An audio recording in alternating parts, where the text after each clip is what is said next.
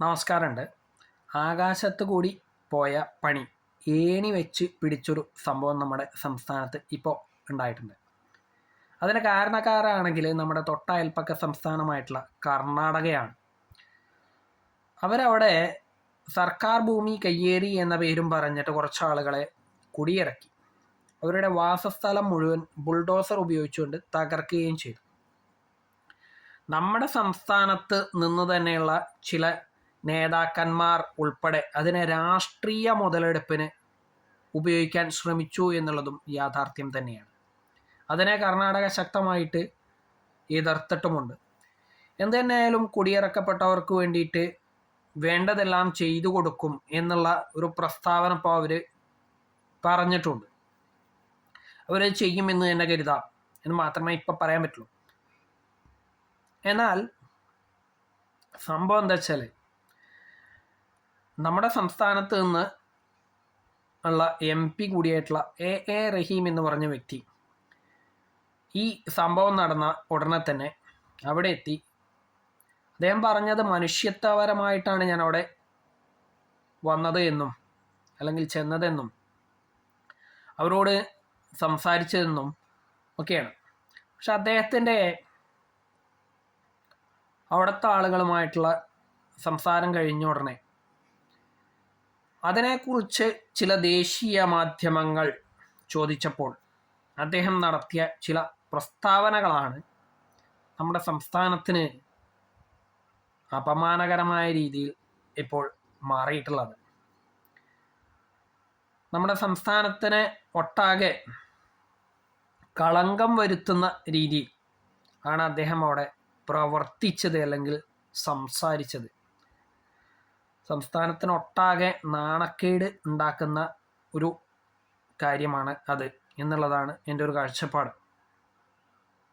പക്ഷേ മനുഷ്യത്വത്തിൻ്റെ പേരിൽ നോക്കുകയാണെന്നുണ്ടെങ്കിൽ മറ്റൊരു ജനപ്രതിനിധിയും ചെയ്യാത്തൊരു കാര്യം MP ആയിട്ടുള്ള എ റഹീം ചെയ്തു എന്നുള്ളതിൽ അദ്ദേഹത്തെ അഭിനന്ദിച്ചേ പറ്റുള്ളൂ. എന്നാൽ അദ്ദേഹം അവിടെ നടത്തിയ പ്രസ്താവനകൾ അദ്ദേഹത്തിൻ്റെ ഇംഗ്ലീഷ് ഭാഷ കൈകാര്യം ചെയ്യുന്നതിലെ പോരായ്മ വീണ്ടും തുറന്നു കാണിച്ചു എന്നുള്ളതാണ് എൻ്റെ ഒരു കാഴ്ചപ്പാട്. ഇതാദ്യമായല്ല അദ്ദേഹത്തിന് ഇത്തരമൊരു അനുഭവം ഉണ്ടാവുന്നത്. രാജ്യസഭയിലടക്കം അദ്ദേഹത്തിൻ്റെ ഇംഗ്ലീഷ് ഭാഷ കൈകാര്യം ചെയ്യുന്ന സംഭവത്തിലെ അല്ലെങ്കിൽ ആ ഒരു പ്രക്രിയയിലെ പോരായ്മ മുൻപ് തന്നെ പുറത്തു വന്നിട്ടുള്ളതാണ്. പക്ഷേ ഒരു ഭാഷ കൈകാര്യം ചെയ്യാനറിയില്ല എന്നുള്ളതിൻ്റെ പേരിൽ ഒരിക്കലും ഒരു വ്യക്തിയെ കളിയാക്കുന്നതിനോട് അഥവാ ട്രോള് ചെയ്യുന്നതിനോട് ഒരിക്കലും എനിക്ക് യോജിക്കാൻ കഴിയുന്നില്ല. അത് ഓരോരുത്തരുടെയും കഴിവാണ് ഓരോ ഭാഷ സ്വായത്തമാക്കാൻ കഴിയുക എന്നുള്ളത്. അദ്ദേഹത്തിന് അത് ഇതുവരെ കഴിഞ്ഞിട്ടില്ല എന്നുള്ളത് അദ്ദേഹത്തിൻ്റെ പോരായ്മ തന്നെയാണ്. പ്രത്യേകിച്ചും ഉന്നത വിദ്യാഭ്യാസം നേടി കുറച്ചധികം ബിരുദങ്ങളും ബിരുദാനന്തര ബിരുദങ്ങളും കൈവശമുള്ള വ്യക്തി എന്നുള്ള നിലയ്ക്ക് അദ്ദേഹം ട്രോളിന് അർഹനാണ് എന്ന് പറയാതിരിക്കാനും പറ്റില്ല. എന്തായാലും മനുഷ്യത്വത്തിൻ്റെ പേരിൽ അദ്ദേഹം അവിടെ ഇടപെട്ടത് നമ്മൾ അഭിനന്ദിക്കുമ്പോഴും അദ്ദേഹത്തിൻ്റെ ഭാഷ കൈകാര്യം ചെയ്യുന്നതിലെ പോരായ്മ മൂലം സംസ്ഥാനത്തിനുണ്ടായിട്ടുള്ള നാണക്കേട് നമ്മൾ അംഗീകരിച്ചേ പറ്റുള്ളൂ. അത് തുറന്നു കാണിക്കുന്നത് നമ്മുടെ സംസ്ഥാനത്തെ വിദ്യാഭ്യാസത്തിൻ്റെ നിലവാരത്തെ തന്നെയാണ് എന്നതാണ് എൻ്റെ ഒരു കാഴ്ചപ്പാട്. പലപ്പോഴും നമ്മളൊക്കെ തള്ളിമറിക്കാറുള്ളത് മറ്റ് സംസ്ഥാനങ്ങളെ അപേക്ഷിച്ച് പ്രത്യേകിച്ചും ഉത്തരേന്ത്യൻ സംസ്ഥാനങ്ങളായ UP, ബീഹാർ ഒക്കെ വെച്ച് നോക്കുമ്പോൾ നമ്മുടെ സംസ്ഥാനം വിദ്യാഭ്യാസ നിലവാരത്തിൽ വളരെയധികം മികച്ചതാണ് എന്നുള്ളതൊക്കെയാണ്. എന്തിനധികം നമ്മുടെ തൊട്ടയൽപ്പക്ക സംസ്ഥാനമായിട്ടുള്ള തമിഴ്നാടിനെ ഉൾപ്പെടെ താരതമ്യം ചെയ്ത് നമ്മളങ്ങനെ പറയാറുണ്ട്. പക്ഷേ അവരുടെ ഒന്നും ജനപ്രതിനിധികൾ മൂലം അവരുടെ സംസ്ഥാനത്തിന് നാണക്കേടുണ്ടായതായിട്ട് എനിക്കറിവില്ല. അത് മാത്രമല്ല, ശ്രീ എ റഹീമിൻ്റെ ഇംഗ്ലീഷ് ഭാഷാ വൈകല്യം ചൂണ്ടിക്കാണിക്കുന്നത് നമ്മുടെ സംസ്ഥാനത്തെ പൊതുവിദ്യാഭ്യാസ, ഉന്നത വിദ്യാഭ്യാസ നിലവാര തകർച്ച തന്നെയാണ് എന്നതാണ് യാഥാർത്ഥ്യം. മുൻകാലങ്ങളിൽ ഒക്കെ കുട്ടികൾ പരീക്ഷ എഴുതി ജയിക്കുകയോ തോൽക്കുകയോ ആയിരുന്നു നമ്മുടെ സംസ്ഥാനത്ത് ഉണ്ടായിരുന്നത്. എന്നാൽ കഴിഞ്ഞ കുറച്ചധികം വർഷങ്ങളായിട്ട് കുട്ടികളെ ജയിപ്പിക്കുകയോ തോൽപ്പിക്കുകയോ എന്നുള്ളൊരു സമ്പ്രദായമാണ് നമ്മുടെ സംസ്ഥാനത്ത് നടപ്പാക്കുന്നത്. അത് പൊതുവിദ്യാഭ്യാസ മേഖലയിലായാലും ഉന്നത വിദ്യാഭ്യാസ മേഖലയിലായാലും. അതുകൊണ്ടാണ് ഇത്തരം സംഭവങ്ങൾ ആവർത്തിക്കുന്നത് എന്നാണ് എൻ്റെ ഒരു കാഴ്ചപ്പാട്. നിലവാര തകർച്ച നമ്മൾ അംഗീകരിച്ചേ പറ്റുള്ളൂ നമ്മുടെ സംസ്ഥാനത്തെ വിദ്യാഭ്യാസത്തിൻ്റെ കാര്യത്തിൽ. അത് മാത്രമല്ല, ഈ എ റഹീം എന്ന് പറഞ്ഞ വ്യക്തി, അദ്ദേഹം നിലവിൽ PhD കൂടി ചെയ്തുകൊണ്ടിരിക്കുന്ന വ്യക്തിയാണ് എന്നറിയുമ്പോഴാണ് നമ്മുടെ വിദ്യാഭ്യാസ നിലവാര തകർച്ച എത്രത്തോളം രൂക്ഷമാണെന്ന് നമ്മൾ മനസ്സിലാക്കേണ്ടത്. അദ്ദേഹത്തിന് LLB ബിരുദമുണ്ട്. അത് മാത്രമല്ല, ഇസ്ലാമിക് ഹിസ്റ്ററിയിലോ മറ്റോ ആണെന്ന് തോന്നുന്നു ബിരുദവും ബിരുദാനന്തര ബിരുദവുമുണ്ട്. അതും കേരളത്തിലെ തന്നെ മികച്ച ഒരു സർവകലാശാലയിൽ നിന്നാണ് എന്ന് പറയപ്പെടുമ്പോഴാണ് നമ്മുടെ ഉന്നത വിദ്യാഭ്യാസ മേഖല പോലും ചോദ്യം ചെയ്യപ്പെടുന്നത്. നാക്കുപിഴകൾ സംഭവിക്കുന്നത് നമുക്ക് അംഗീകരിക്കാം. പക്ഷേ ഉന്നത വിദ്യാഭ്യാസം നേടിയ വ്യക്തികൾക്ക് സംഭവിക്കുന്ന ഭാഷ കൈകാര്യം ചെയ്യാനുള്ള പോരായ്മ ഒരിക്കലും അംഗീകരിക്കാൻ പറ്റാത്തൊരു കാര്യമാണ്. അത് ശ്രീ എ റഹീമിന് മാത്രമായിട്ട് സംഭവിച്ചിട്ടുള്ളതല്ല എന്നുള്ള യാഥാർത്ഥ്യം കൂടി നമ്മൾ അംഗീകരിച്ചേ പറ്റുള്ളൂ. നമ്മുടെ പൊതുവിദ്യാഭ്യാസ വകുപ്പ് മന്ത്രിക്കും ഇത് തന്നെയാണ് അവസ്ഥ. ഇതിനേക്കാൾ പരിതാപകരമാണ് നമ്മുടെ ഉന്നത വിദ്യാഭ്യാസ വകുപ്പ് കൈകാര്യം ചെയ്യുന്ന വകുപ്പ് മന്ത്രിയുടെ ഭാഷാശുദ്ധി എന്നുള്ളതും നമ്മളൊക്കെ അംഗീകരിക്കേണ്ട കാര്യം തന്നെയാണ്.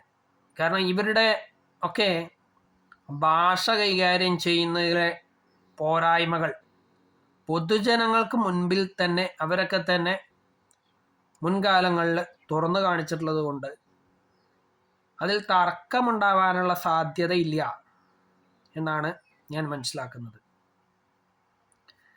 ഇതെല്ലാം ചൂണ്ടിക്കാണിക്കുന്നത് തള്ളിമറിക്കുന്നത്ര മികച്ചതൊന്നുമല്ല നമ്മുടെ വിദ്യാഭ്യാസ നിലവാരം എന്നുള്ളതാണ്. ഒരു കാലത്ത് മികച്ച വിദ്യാഭ്യാസം നൽകിയിരുന്ന സംസ്ഥാനമായിരുന്നു നമ്മുടെ കൊച്ചു കേരളം എന്നുള്ളതിൽ തർക്കമൊന്നുമില്ല. അത് മാത്രമല്ല, അന്നൊക്കെ വിദ്യാർത്ഥികൾ പഠിച്ച് പരീക്ഷ എഴുതി ജയിക്കുകയോ തോൽക്കുകയോ ആയിരുന്നു സംഭവിച്ചിരുന്നത്. എന്നാൽ ഇന്ന് അതല്ല എന്നുള്ളത് ഞാൻ ആദ്യമേ പറഞ്ഞു. ഇന്നിപ്പോൾ ജയിപ്പിക്കുകയോ തോൽപ്പിക്കുകയോ ആണ്. അതുകൊണ്ടാണ് ഇത്തരം സംഭവങ്ങൾ ആവർത്തിച്ചു വരുന്നത്, നമുക്ക് നാണക്കേട് ഉണ്ടാവുന്നത് എന്നാണ് എൻ്റെ ഒരു കാഴ്ചപ്പാട്. അതൊരിക്കലും അനുവദിച്ചുകൂടാ. ഇത്തരം സംഭവങ്ങൾ ഭാവിയിലെങ്കിലും ആവർത്തിക്കാതിരിക്കാനുള്ള നടപടികൾ നമ്മളൊക്കെ കൈക്കൊണ്ടേ പറ്റുള്ളൂ. അതിനുവേണ്ടി നമ്മുടെ പൊതുവിദ്യാഭ്യാസ ഉന്നത വിദ്യാഭ്യാസ വകുപ്പുകളിൽ പൊളിച്ചെഴുത്ത് അത്യാവശ്യം തന്നെയാണ്. ഞാൻ മുൻപ് തന്നെ നമ്മുടെ സംസ്ഥാനത്തെ വിദ്യാഭ്യാസ നിലവാര തകർച്ചയെക്കുറിച്ചൊക്കെ ഒരുപാട് കാര്യങ്ങൾ വീഡിയോ ആയിട്ട് തന്നെ പറഞ്ഞിട്ടുണ്ടായിരുന്നു. ഒരിക്കലും സംഭവിക്കാൻ പാടില്ലാത്ത കാര്യങ്ങളാണ് നമ്മുടെ നാട്ടിലിപ്പോൾ സംഭവിച്ചിട്ടുള്ളത്, പ്രത്യേകിച്ചും വിദ്യാഭ്യാസ മേഖലയിലൊക്കെ. അത് അനുവദിച്ചുകൂടാ. അതിൻ്റെ പേരിൽ നമ്മൾ ഇനി ഒരിക്കലും ട്രോൾ ചെയ്യപ്പെട്ടുകൂടാ, കളിയാക്കപ്പെട്ടുകൂടാ. അതുകൊണ്ടാണ് ഇങ്ങനെ പറയുന്നത്. പക്ഷെ അതേ അവസരത്തിൽ ഭാഷ കൈകാര്യം ചെയ്യാൻ അറിയില്ല എന്നുള്ളതിൻ്റെ പേരിൽ ഒരാളെ കളിയാക്കുന്നതിനോട് യോജിക്കാനും കഴിയില്ല കേട്ടോ. പക്ഷെ ഉന്നത വിദ്യാഭ്യാസം നേടുന്ന വ്യക്തികൾക്ക് കൃത്യമായി ഭാഷകൾ കൈകാര്യം ചെയ്യാൻ അറിയില്ല എന്നുള്ളത് ഒരു പോരായ്മ തന്നെയാണ്. അതിനെ ട്രോള് ചെയ്യപ്പെടുക തന്നെ വേണം എന്നുള്ളത് കൂടി പറയാതിരിക്കാൻ പറ്റില്ല. പ്രത്യേകിച്ചും വിദ്യാഭ്യാസത്തിൻ്റെ പേരിൽ ഊറ്റം കൊള്ളുന്ന നമ്മുടെ നാട്ടിൽ നിന്നുള്ള ആളുകളാവുമ്പോൾ അത് നമ്മൾ സഹിച്ചേ പറ്റുള്ളൂ. മറ്റുള്ളവർ നമ്മളെ ട്രോളിയാൽ നമ്മളത് സഹിച്ചേ പറ്റുള്ളൂ. പിന്നെ പറയേണ്ടുന്ന മറ്റൊരു കാര്യം, ഒരു ജനപ്രതിനിധി, പ്രത്യേകിച്ചും കേന്ദ്രതലത്തിലേക്ക് പോകുന്ന ഒരു ജനപ്രതിനിധി എല്ലായ്പ്പോഴും ചുരുങ്ങിയത് ഇംഗ്ലീഷ് ഭാഷയെങ്കിലും തെറ്റുകൂടാതെ കൈകാര്യം ചെയ്യാൻ അറിയുന്ന ഒരു വ്യക്തിയായിരിക്കണം. അവിടുത്തെ പല ആളുകൾക്കും ഹിന്ദി മാത്രമേ കൃത്യമായ രീതിയിൽ കൈകാര്യം ചെയ്യാൻ അറിയുള്ളൂ എന്നുള്ളത് യാഥാർത്ഥ്യം തന്നെയാണ്, നമുക്ക് നമ്മുടെ മലയാളം പോലെ തന്നെ. പക്ഷേ അവിടേക്ക് ജനപ്രതിനിധികളെ അയക്കുമ്പോൾ ആളുകളൊക്കെ, പ്രത്യേകിച്ചും അവിടുത്തെ വിദ്യാഭ്യാസം കുറഞ്ഞ ആളുകൾ പോലും വിദ്യാഭ്യാസമുള്ള ആളുകളെ തിരഞ്ഞെടുത്ത് അയക്കാൻ ശ്രമിക്കുമ്പോഴാണ് നമ്മൾ ഇത്തരത്തിലുള്ള ആളുകളെ തിരഞ്ഞെടുത്ത് വിടുന്നത് എന്നുള്ളത് വളരെയധികം വേദനാജനകമായിട്ടുള്ള ഒരു കാര്യം തന്നെയാണ്. എന്തായാലും ഇത്തരം സംഭവങ്ങൾ നമ്മുടെ വിദ്യാഭ്യാസ നിലവാര തകർച്ച ചൂണ്ടിക്കാണിക്കുന്നതോടൊപ്പം തന്നെ നമ്മുടെയൊക്കെ കണ്ണു തുറപ്പിക്കുന്നതിന് വേണ്ടിയിട്ടുള്ള ഒരവസ്ഥ കൂടി ഉണ്ടാക്കുന്നു എന്നാണ് എൻ്റെ ഒരു കാഴ്ചപ്പാട്. എന്തായാലും ഇത്തരം സംഭവങ്ങൾ ആവർത്തിക്കാതിരിക്കട്ടെ എന്ന് മാത്രമേ ഈ അവസരത്തിൽ പറയാനുള്ളൂ. ദയവായി ഭാഷ കൈകാര്യം ചെയ്യാൻ അറിയില്ല എന്നുള്ള പേരും പറഞ്ഞ് ഒരാളെയും കളിയാക്കരുത്. പ്രത്യേകിച്ചും അദ്ദേഹത്തിന് വിദ്യാഭ്യാസ കുറവുണ്ടെങ്കിൽ, വിദ്യാഭ്യാസം കൂടിയ ആളുകളെ ആണെങ്കിൽ കളിയാക്കിക്കൂടും. കാരണം അവർ അതിന് അർഹരാണ് എന്നാണ് എൻ്റെ ഒരു കാഴ്ചപ്പാട്. എന്തായാലും ഞാൻ ഈ പറഞ്ഞതൊക്കെ ശരിയോ തെറ്റോ എന്നുള്ളതൊക്കെ നിങ്ങളൊക്കെ തന്നെ ഇരുത്തി ചിന്തിക്കേണ്ടതാണ്. ഭാവിയിലെങ്കിലും നമ്മുടെ സംസ്ഥാനത്തിന് ചീത്തപ്പേര് ഉണ്ടാവാതെ ഇരിക്കാനുള്ള നടപടികൾ നമ്മളൊക്കെ കൈക്കൊണ്ടേ പറ്റുള്ളൂ. നമ്മുടെ നാട്ടിലുള്ള ജനപ്രതിനിധികളും കൈക്കൊണ്ടേ പറ്റുള്ളൂ എന്ന് മാത്രം പറഞ്ഞുകൊണ്ട് തൽക്കാലം അവസാനിപ്പിക്കുന്നു. നന്ദി, നമസ്കാരം.